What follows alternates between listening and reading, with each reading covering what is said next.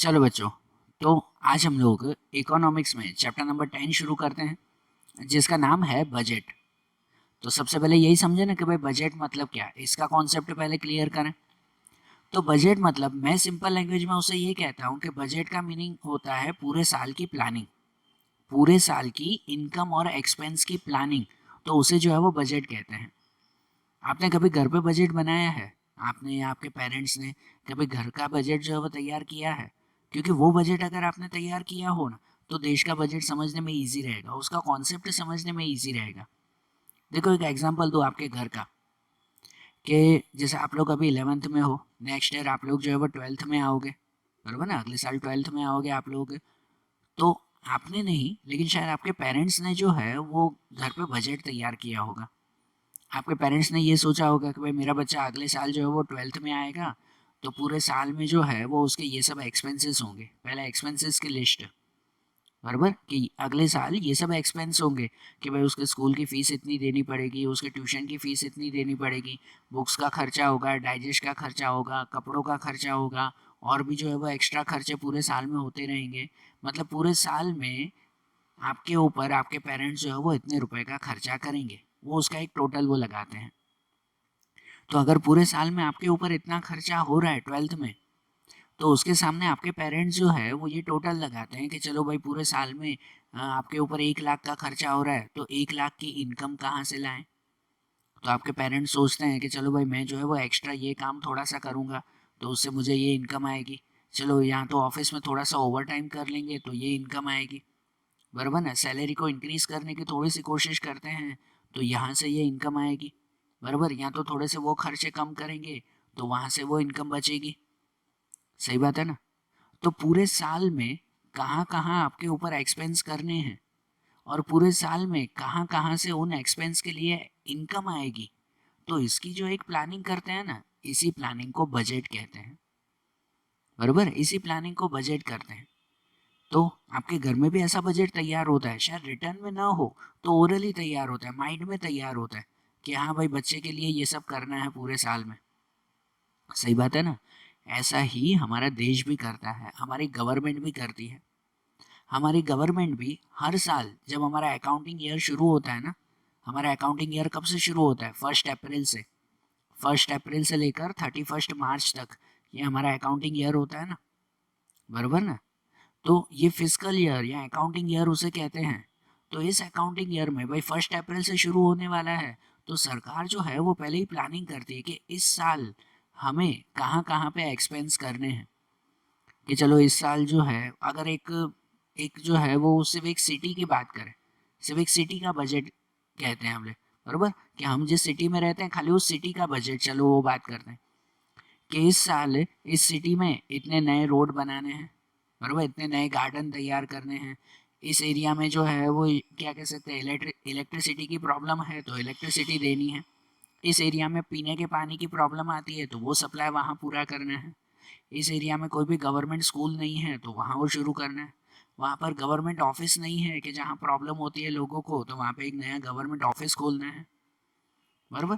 पूरे साल में ये प्लेसेस पर ये तरह के खर्चे होंगे, बराबर। सरकार जो है वो उसका एक क्या कह सकते हैं कि एक पूरी प्लानिंग करती है कि इस साल में हमें ये सब खर्चा करना है, ये नई नई चीज़ें तैयार करनी है, बराबर, कि ये नए प्रोग्राम करने होंगे इस साल, या इस साल जो है वो ये सब नए नए डेज आएंगे, या कुछ डेज होंगे तो उस, जैसे रिपब्लिक डे, इंडिपेंडेंस डे, तो उस दिन पर ये सब वर्क करना है, ठीक है ना? तो ये सब खर्चों की प्लानिंग पूरे साल की। तो ये पूरे साल में एक सिटी में बात कर रहा हूँ कि एक सिटी में ये सब खर्चे करने हैं, तो उस खर्चों को पूरा करने के लिए इनकम कहाँ से आएगी? खर्चों के लिए इनकम कहाँ से आएगी? तो उसकी भी वो एक प्लानिंग करते हैं कि ये सब खर्चे करने हैं, कि चलो भाई पूरे साल में जो है वो ये 10 करोड़ का खर्चा है, हमारे सिटी के ऊपर 10 करोड़ का खर्चा है, तो ये 10 करोड़ कहाँ से आएंगे? तो चलो उसके लिए जो है वो खर्चा एक्चुअली चलो कहाँ से आता है, तो एक्चुअली ये खर्चा जो है वो लोगों से ही निकाला जाता है, बराबर ना? अगर सरकार को ये सब काम करना है तो वो खर्चा कहाँ से आता है? लोगों से। तो वो कहते हैं कि चलो भाई अब लोगों के ऊपर जो है वो थोड़ा सा उनका टैक्स बढ़ा देते हैं, बराबर ना? कि ये थोड़ा सा उनका टैक्स बढ़ा दिया, या जो फिर जो दूसरे गवर्नमेंट के एक्सपेंसेस होते हैं कि वो एक्सपेंसेस थोड़े से बढ़ा दिए। मतलब आप कहीं पे पता है गवर्नमेंट की पार्किंग करने जाते हो, कहीं पे आप कोई गार्डन में गए तो वहाँ पे गवर्नमेंट पार्किंग होती है, तो गवर्नमेंट पार्किंग में पहले 5 रुपए लेते थे, अब 10 रुपए लेते हैं। ठीक है, जस्ट एक एग्जाम्पल दे रहा हूँ। तो 5 के 10 कर दिए, डबल। तो ये तो सीधी गवर्नमेंट की इनकम डबल हो गई ना, सही बात कि नहीं? तो यहाँ से उनको इनकम मिलती है ना। तो ये पूरे साल में वो प्लानिंग करते हैं कि पूरे साल में उनको कहाँ कहाँ एक्सपेंस करने हैं और उसके सामने कहाँ कहाँ पे उनकी इनकम होगी, इसकी प्लानिंग करना, तो उसे ही बजट कहते हैं। आई बात समझ में? सिंपल एंड शॉर्ट मीनिंग ये कि बजट मतलब पूरे साल की प्लानिंग, कि जिसमें पूरे साल में गवर्नमेंट कहाँ कहाँ एक्सपेंस करने वाली है, उनके एंटिसिपेटेड एक्सपेंडिचर्स और उनके अकॉर्डिंग उनके एक्सपेक्टेड रेवेन्यूज, कि कहाँ कहाँ से उसे इनकम मिलेगी, इसका टोटल बिठाना, तो उसे बजट कहते हैं। बराबर ना? कहते हैं अकाउंट जब लिखा जाता है ना, अकाउंट, तो अकाउंट साल के एंड में लिखा जाता है कि पूरे साल में क्या क्या किया। आप लोग अकाउंट लिखते हो ना, बराबर? अकाउंट सब्जेक्ट इस बार पढ़ रहे हो ना आप लोग। तो अकाउंट मतलब है ना, वो साल के एंड में तैयार होता है कि पूरे साल में क्या क्या किया, तो उसका हिसाब किताब बैठाओ, चलो आखिरी में इतना प्रॉफिट हुआ, तो वो अकाउंट साल के एंड में तैयार होता है। बजट वही चीज़ साल के स्टार्टिंग में तैयार की जाती है। साल के स्टार्टिंग में उन्हीं चीज़ों की प्लानिंग की जाती है कि पूरे साल में कहाँ कहाँ खर्चे करने हैं, कहाँ कहाँ से इनकम आएगी, तो इसकी पूरी प्लानिंग करना, वही डेबिट और क्रेडिट की प्लानिंग करना, तो उसे बजट कहते हैं। बजट भी अकाउंट की तरह ही तैयार किया जाता है, वैसे ही डेबिट और क्रेडिट में ही लिखा जाता है। जो भी एक्सपेंस हो रहे हैं उसे सब डेबिट में लिखो, जो भी इनकम हो रही है उसे सब क्रेडिट में लिखो। ठीक है ना? तो पूरे साल का बजट तैयार हो जाता है कि इस साल में एक्सपेंस ज़्यादा होने वाले हैं कि इनकम ज़्यादा होने वाली है। सही बात है ना? फिर उसको एडजस्ट करते हैं कि अगर खर्चे ज़्यादा है तो चलो थोड़े खर्चे कम करो, बराबर है? इनकम को थोड़ी बढ़ाने की कोशिश करो। या इस साल अगर खर्चे कम करने हैं तो ठीक है, इनकम भी जो है वो थोड़ी कम करके लोगों को फ़ायदा दे दो, कि इस साल खर्चे करने नहीं है तो लोगों को फ़ायदा देते हैं। सही बात है ना? तो इस तरह के जो है वो ये बजट कंप्लीट तैयार होता है ना, बराबर ना? साल के शुरुआत में अभी ही जो है वो अभी फरवरी में ही बजट आया ना, इस साल का बजट आया ना अभी फरवरी में ही। तो वो बजट अभी फरवरी में शुरुआत हुई, बजट जो है वो अनाउंस किया गया, अप्रैल से इसको इम्प्लीमेंट करेंगे। ठीक है? तो गवर्नमेंट साल के स्टार्टिंग में पूरे एक्सपेंस और इनकम की जो लिस्ट बनाती है, उसी लिस्ट को हम लोग बजट कहते हैं। बराबर? बजट जो है वो हर सरकार तैयार करती है। हमें ध्यान है कि भाई गवर्नमेंट जो है वो 3 पार्ट में डिवाइडेड है, थ्री टायर सिस्टम हम लोग कहते हैं। सेंट्रल गवर्नमेंट भी होती है, स्टेट गवर्नमेंट भी होती है और लोकल गवर्नमेंट भी। कि जहाँ पे सेंट्रल गवर्नमेंट पूरी कंट्री के लिए अलग बजट तैयार करती है, स्टेट गवर्नमेंट वो अपने स्टेट के लिए जो है वो अलग बजट तैयार करती है, और लोकल गवर्नमेंट तो वो लोकल के लिए मतलब कि सिटी के लिए जो है वो अपना अलग बजट तैयार करती है। सही बात है ना? हर एक बजट अलग अलग तरह से तैयार होता है ना। ठीक है? हमें पता है कि हमारे देश का जो है वो कंटिन्यूसली देश की ग्रोथ के लिए, देश के डेवलपमेंट के लिए गवर्नमेंट हमेशा काम कर ही रही है, कभी भी जो है वो सरकार रुकी नहीं है, वो हमेशा काम करती जा रही है। और इसीलिए हमारी गवर्नमेंट की जो प्लानिंग कमेटी है, प्लानिंग कमेटी आज के टाइम में उसे जो है वो नीति आयोग कहते हैं। नीति आयोग, नीति आयोग पूरा नाम अगर कहें तो national institute for transforming India, national institute for transforming India, NITI Aayog, जो हमारी प्लानिंग कमीशन है, जो हमेशा यही प्लानिंग करती रहती है कि अब आगे के साल में क्या किया जाए। बराबर? और बजट भी पास कैसे होता है, ध्यान देना है इसमें। बजट अभी कॉमन बातें सुन लो बजट के बारे में, कि बजट पूरे साल के लिए तैयार होता है ना, फिक्स टाइमिंग होता है, एक साल के लिए ही बजट, कभी 6 महीने 3 महीने का बजट नहीं होता है, एक साल का ही जो है वो बजट होता है।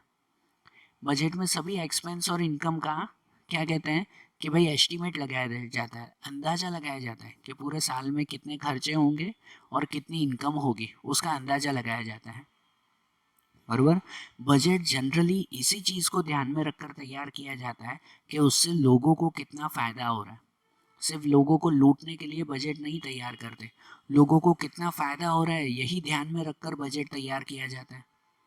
और बजट हमेशा लोकसभा और हमारे राज्यसभा में, हमारी असेंबली में पास करना ज़रूरी है। लोकसभा और राज्यसभा में जब अप्रूव होता है ना बजट, तो ही वो बजट पास होता है, बराबर, तो ही वो बजट जो है वो पास होता है। कि जैसे लोकसभा और राज्यसभा में हमारे जो फाइनेंस मिनिस्टर हैं, तो वो फाइनेंस मिनिस्टर हमेशा पूरे जो है वो संसद के सामने असेंबली में जो है वो ये बजट अनाउंस करते हैं। अभी थोड़े दिन पहले ही बजट आया था, आपने देखा होगा कि जो हमारे फाइनेंस मिनिस्टर हैं उन्होंने जो है वो असेंबली के सामने पूरा बजट अनाउंस किया। इस बार जो है वो डिजिटल बजट आया था, कि ये बजट अनाउंस किया गया कि जिसमें जिसमें जो है वो पूरे असेंबली के सामने बजट जो है वो ये सुनाया गया। 2-3 घंटे पूरी बजट की सब बातें सुनाई जाती है और फिर वहाँ पे वोटिंग होती है, डिस्कशन होता है, वोटिंग होती है। और जब लोकसभा राज्यसभा में कंफर्मेशन होता है ना, अप्रूव हो जाता है ये बजट कि नहीं सही है, कुछ चेंजेस करना हो तो वो चेंजेस हो जाते हैं, बराबर ना, और बाकी की चीज़ें चलो ये सही है, तो फिर अप्रैल से जो है वो बजट इम्प्लीमेंशन होता है। ठीक है ना, फेब्रुआरी में बजट अनाउंस होता है, फेब्रुआरी मार्च ये 2 महीने जो है वो उसमें कुछ चेंजेस करने हो तो वो चेंजेस किए जाते हैं। एंड फाइनली फाइनली फिर जो है वो अप्रैल से इसका इम्प्लीमेंशन होता है। ठीक है, तो बजट किसे कहते हैं ये अब माइंड में क्लियर हुआ ना। तो उसके बाद का एक टॉपिक आता है, वो आता है टाइप्स ऑफ बजट। क्या कहते हैं? Types of budget. कि बजट के कितने टाइप्स होते हैं? तो कहते हैं बजट के जनरली 2 टाइप्स आते हैं, balance budget and unbalance budget, बराबर। बैलेंस बजट और अनबैलेंस बजट, कि जिसमें अनबैलेंस के अंदर और 2 type, deficit budget and surplus budget. ठीक है, सबसे पहले बैलेंस बजट समझते हैं कि बैलेंस बजट किसे कहते हैं। नाम से भी पता चलता है ना, बैलेंस। इसका मतलब ये कहलाता है कि जहाँ पर गवर्नमेंट ऐसी प्लानिंग करती हो कि पूरे साल में जितने भी एक्सपेंस हो रहे हैं ना, उतनी ही जो है वो इनकम भी होती हो। पूरे साल में जितने एक्सपेंस हो रहे हैं उतनी ही अगर इनकम भी होती हो, दोनों इक्वल होते हो, तो ऐसे बजट को बैलेंस बजट कहते हैं, बरोबर। मतलब सरकार ने ये सोचा हो कि चलो भाई पूरे साल में जो है वो 10 करोड़ का खर्चा करना है, और उसके सामने इनकम का भी अंदाजा लगाया कि 10 करोड़ की इनकम होगी। मतलब खर्चा भी पूरे साल में 10 करोड़ का, इनकम भी पूरे साल में 10 करोड़ की, तो इसे कहते हैं बैलेंस बजट, बरोबर। लेकिन ऐसा बजट है ना वो सिर्फ और सिर्फ थियरिकली हो सकता है, प्रैक्टिकली नहीं। ठीक है ना, ये जो है वो एक्चुअली इम्प्रैक्टिकल कहा जाता है। ऐसा बैलेंस बजट ये पॉसिबल ही नहीं है। कोई भी देश में एग्जैक्ट एक्सपेंस और एग्जैक्ट इनकम की क्या कह सकते हैं अंदाजा लगाया ही नहीं जा सकता, बराबर ना। उसके बारे में जो है वो ये पहले से ही ऐसा एक्सपेक्टेशन किया ही नहीं जा सकता कि जितने खर्चे हैं एग्जैक्ट उतने ही रुपए के जो है वो एक्सपेंस भी आते हो। ऐसा हो सकता है कि 10 करोड़ का खर्चा और एग्जैक्ट 10 करोड़ ही जो है वो इनकम भी होती हो? पॉसिबल है? नहीं है ना पॉसिबल। ठीक है ना, क्योंकि इतना बड़ा देश है, इतना बड़ा देश है कि जहाँ पर इतने सारे खर्चे, इतनी सारी इनकम, न जाने कब जो है वो कहाँ से अचानक से दूसरा खर्चा आ जाए, कहाँ से अचानक से जो है वो कोई एक्स्ट्रा इनकम भी हो सकती है, बरोबर। कि सरकार ने सोचा हो कि चलो भाई 10 करोड़ का खर्चा करना है, वो उसने सोच लिया। ठीक है, क्या चलो ठीक है, एक बार चलो ना ये सोच भी लिया कि 10 करोड़ का खर्चा करना है, और उसके सामने 10 करोड़ की इनकम भी उसने सोच के रखी। लेकिन अगर बाय चांस ऐसा हो जाए कि उस साल जो है वो देश में बहुत बड़ा भूकंप आ गया, देश में बहुत बड़ी बाढ़ आ गई, और सरकार को एक्स्ट्रा खर्चा करना पड़ा, जो अगर भूकंप आ गया तो उन लोगों की सेवा के लिए सरकार तो खर्चा करेगी ना। तो सरकार ने तो सोचा था 10 करोड़ का, और 2-3 करोड़ एक्स्ट्रा खर्चा हो गया, तो फिर तो वो बैलेंस रहेगा नहीं, बराबर ना। और ये वैसे भी बैलेंस बजट जो है वो इम्प्रैक्टिकल है, सिर्फ थियरिकली होता है, क्या कह सकते हैं, प्रैक्टिकली नहीं। फिर भी आपको टेक्स्ट बुक में जो है वो उसके कुछ मेरिट्स एंड डीमेरिट्स दिए हुए हैं, सुनना ध्यान से सिर्फ। मेरिट्स एंड डीमेरिट्स मतलब कुछ फायदे और नुकसान। बैलेंस बजट के क्या क्या फायदे हैं पहले वो समझे, उसके मेरिट्स समझे। सही बात है कि अगर बैलेंस बजट होता, वैसे पॉसिबल तो नहीं है लेकिन फिर भी अगर बैलेंस बजट हो ना, तो जिससे हमारी कंट्री में फाइनेंशियल स्टेबिलिटी बनी रहती है। फाइनेंशियल स्टेबिलिटी मतलब कहते हैं ना कि भाई हाँ चलो अच्छा है, जितनी इनकम है उतने ही एक्सपेंडिचर्स हैं, तो एक तरह की स्टेबिलिटी बनी रहेगी, कंट्री की ग्रोथ जल्दी होगी। बैलेंस बजट की वजह से गवर्नमेंट जो है वो कोई भी फालतू खर्चा नहीं करेगी, जो ज़रूरी खर्चे होंगे उतना ही करना है, क्योंकि जितनी इनकम है उतने ही एक्सपेंस रखने हैं, इनकम और एक्सपेंस इक्वल रखने हैं बैलेंस बजट में। तो सरकार कोई भी फालतू खर्चा नहीं करेगी ना, और अगर फालतू खर्चा नहीं करेगी तो जिससे फायदा ये होगा कि लोगों के ऊपर जो है वो उसका बर्डन कम रहेगा, लोगों के ऊपर टैक्स का बर्डन कम हो जाएगा, क्योंकि सरकार जो भी खर्चा करती है तो उसकी वसूलात वो कहाँ से करती है, कहाँ से वसूल करेगी, लोगों से ही ना। लोगों के ऊपर टैक्स बढ़ा देती है कि जिससे जो है वो फिर लोगों पर जो है वो टैक्स का बर्डन बढ़ जाए। तो मतलब अगर फालतू खर्चा नहीं है तो जिससे बेनिफिट ये है कि लोगों के ऊपर फिर टैक्स का बर्डन भी नहीं रहेगा, बराबर ना। ये सब इनके मेरिट्स थे। अब उसके बाद उसके डीमेरिट्स देखें, मतलब कि नुकसान देखें कि बैलेंस बजट के डीमेरिट्स क्या क्या हैं। तो बैलेंस बजट का पहला डीमेरिट ये है कि सरकार को जो है वो बैलेंस बजट बनाना है, मतलब एक्सपेंस और इनकम सेम होनी चाहिए। तो इसकी वजह से ठीक है कि फालतू खर्चा तो सरकार नहीं करेगी, लेकिन कितनी बार जो जरूरी खर्चे होंगे ना उसे भी सरकार नेग्लेक्ट करेगी। सरकार फिर ये कहेगी कि चलो ना भाई, अगर एक्सपेंस और इनकम सेम बनानी है तो इतनी इनकम तो है नहीं कि खर्चा कर सकें। तो जो जरूरी खर्चे होंगे कि चलो इस बार नहीं करते तो अगली बार खर्चा करेंगे, बरोबर ना। तो जिससे जो हमारी कंट्री का डेवलपमेंट है ना उसकी प्रोसेस स्लो हो जाएगी, डेवलपमेंट प्रोसेस स्लो हो जाएगी इसकी वजह से। ये सीधा सा जो है वो डीमेरिट है, सीधा सा नुकसान है, सही बात ना। और इनके अलावा कहते हैं ना, जो देखो सेम ही है कि हर चीज की अगर कुछ खासियत होगी तो उसी का ही उल्टा नुकसान भी होगा। सिक्के की दोनों साइड होती है ना, सही बात है ना। कि अगर सपोज कि सरकार ने ये एक्सपेंस के ऊपर अगर कंट्रोल नहीं किया और सरकार जो है वो मन चाहे एक्सपेंस कर रही है कि नहीं ये भी डेवलपमेंट करना है वो भी डेवलपमेंट करना है, तो बैलेंस बजट के हिसाब से उसे जितने भी खर्चे उन्होंने किए हैं तो उसके हिसाब से उसे इतनी इनकम भी चाहिए होगी। और वो इनकम कहाँ से वसूल करेगी, तो लोगों के ऊपर जो है वो टैक्स डालकर, लोगों के ऊपर टैक्स बर्डन डालकर, सही बात है ना। तो अगर बैलेंस बजट होगा और सरकार ने अगर खर्चे किए हैं ज्यादा तो भी प्रॉब्लम है कि लोगों के ऊपर टैक्स बढ़ेगा। और अगर खर्चे नहीं किए हैं तो भी प्रॉब्लम है कि जितना डेवलपमेंट होना चाहिए उतना डेवलपमेंट नहीं होगा, ठीक है ना। तो बातें तो दोनों साइड हो गई है, समझ आ रही है बात। तो ये सब था बैलेंस बजट। कि बैलेंस बजट किसे कहते हैं, फिर से बता रहा हूँ कि जिसमें इनकम और एक्सपेंस वो दोनों का टोटल सेम बैठता हो, पर वो दोनों इक्वल होते हो, ऐसी प्लानिंग करना तो उसे बैलेंस बजट कहते हैं। और दूसरा अनबैलेंस बजट आता है। तो अनबैलेंस बजट मतलब ये भी नाम से ही पता चलता है कि अनबैलेंस बजट मतलब कि भाई जिसके अंदर एक्सपेंस और इनकम सेम ना हो, ठीक है, इक्वल ना हो। या तो एक्सपेंस ज्यादा होंगे या तो इनकम ज्यादा होगी। इसलिए अनबैलेंस बजट के दो टाइप आते हैं, एक आता है डेफिसिट बजट और एक आता है सरप्लस बजट। कि डेफिसिट बजट किसे कहते हैं, डेफिसिट का मतलब होता है नुकसान, खोट, उसे डेफिसिट कहते हैं, बराबर ना। कि डेफिसिट मतलब क्या कहलाती है, खोट कहलाती है। तो डेफिसिट बजट का मतलब क्या, कि जिस साल ऐसा बजट बनता हो कि जिसमें इनकम से ज्यादा एक्सपेंस होते हो, बराबर, ऐसा बजट कि जिसके अंदर इनकम से ज्यादा एक्सपेंस हो, तो उस बजट को डेफिसिट बजट कहते हैं, बराबर ना। जिस साल इनकम से ज्यादा अगर एक्सपेंस हो तो वो बजट क्या कहलाएगा, डेफिसिट बजट कहलाएगा, समझ आ रही है बात। और दूसरा आता है सरप्लस बजट, उसका अपोजिट। कि सरप्लस बजट मतलब ये कहलाता है कि जिस साल जो है वो एक्सपेंस से ज्यादा इनकम हो, सरप्लस मतलब ज्यादा होना, कि जिस साल एक्सपेंस से ज्यादा इनकम होती हो तो वो बजट क्या कहलाता है, सरप्लस बजट कहलाता है, बरोबर ना। ये दोनों ही अनबैलेंस बजट है कि जिसमें एक्सपेंस और इनकम इक्वल नहीं होती।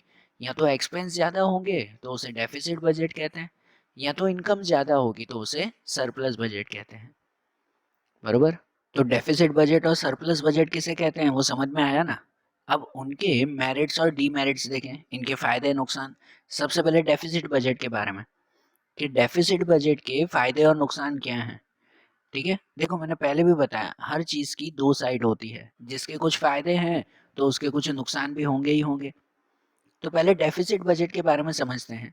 डेफिसिट बजट मतलब वही ना कि जिसमें एक्सपेंसेस ज्यादा होते हैं, ठीक है। तो उसके फायदे ये हैं कि अगर सरकार एक्सपेंस ज्यादा कर रही है, इसका मतलब कि भाई उस कंट्री में डेवलपमेंट ज्यादा हो रहा है। सरकार खर्चा ज्यादा कर रही है मतलब जरूर जो है वो डेवलपमेंट ज्यादा होगा, ठीक है। और अगर डेवलपमेंट ज़्यादा हो रहा है तो उसका फ़ायदा ये होता है कि भाई कंट्री में जो है वो एम्प्लॉयमेंट क्रिएशन होता है, बराबर ना। एम्प्लॉयमेंट क्रिएट होती है, अनएम्प्लॉयमेंट दूर होती है, बेरोजगारी दूर होगी।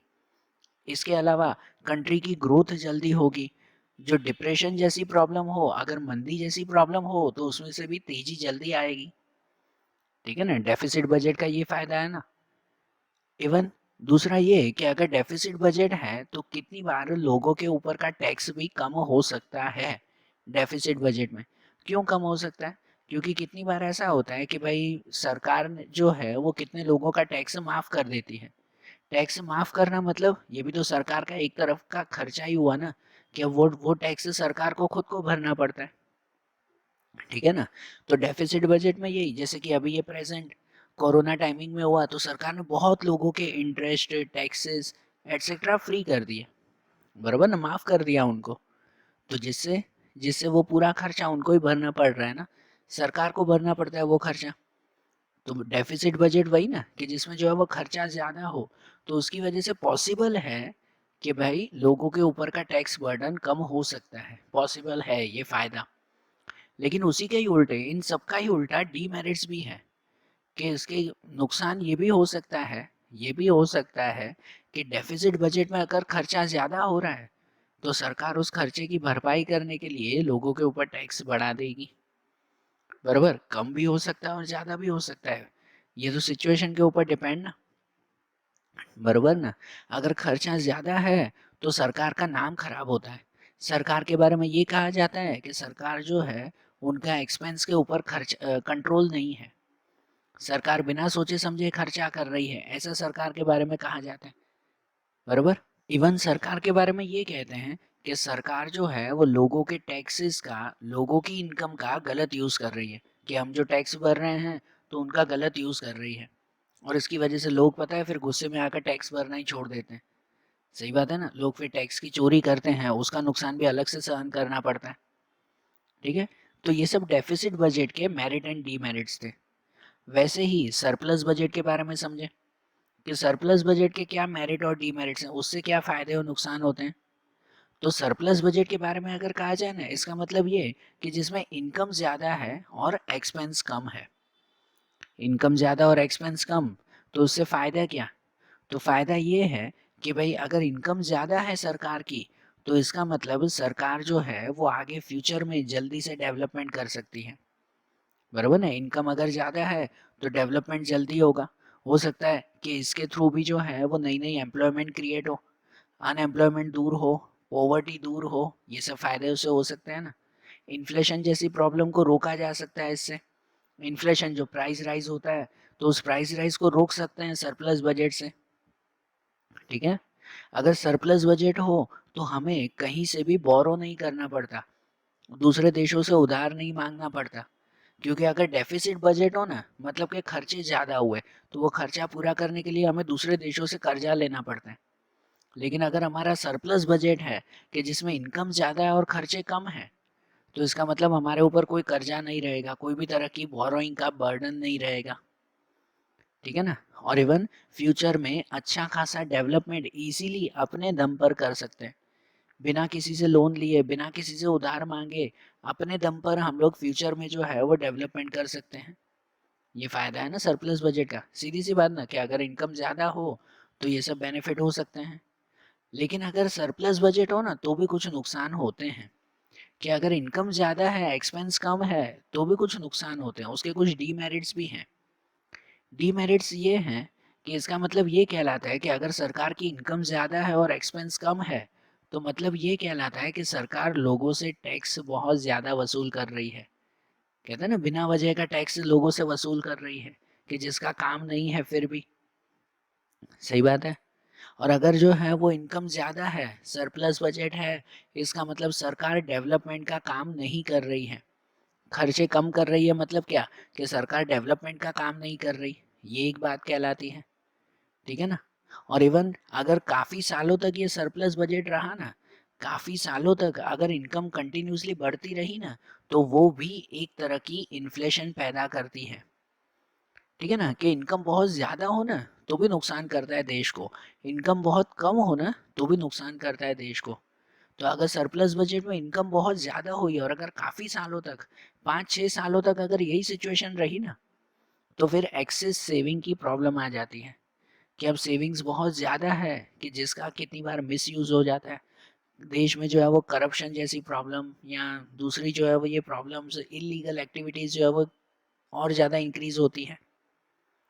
ठीक है, तो सरप्लस बजट के भी कुछ फ़ायदे हैं तो कुछ नुकसान भी है। सही बात है ना, ये जो मैंने आपको फ़ायदे नुकसान बताए, एक बार जो है वो टेक्स्ट बुक में से properly line to line read करना, जो मैंने बताया है वही टॉपिक्स हैं, एक बार लाइन टू लाइन रीड करना तो और अच्छी तरह से माइंड में क्लियर हो जाएगा। ठीक है, तो आज जैसे हमने बजट के बारे में, बजट के अलग अलग टाइप्स के बारे में समझा, अब ऐसे ही बजट के जो दूसरे टॉपिक्स हैं वो अब हम लोग अगले वीडियोस में देखेंगे। Okay, thank you.